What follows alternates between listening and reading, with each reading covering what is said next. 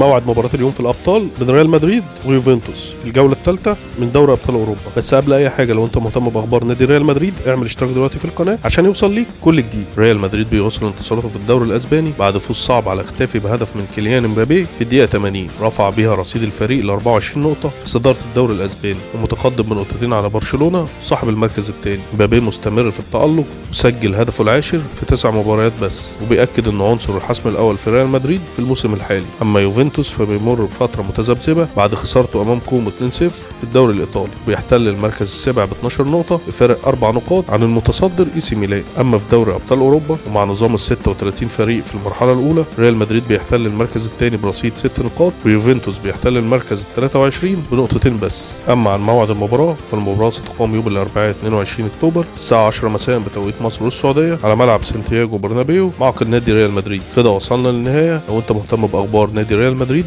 اعمل اشتراك دلوقتي في القناة عشان يوصل ليك كل جديد. كان معكم حسن سعيد.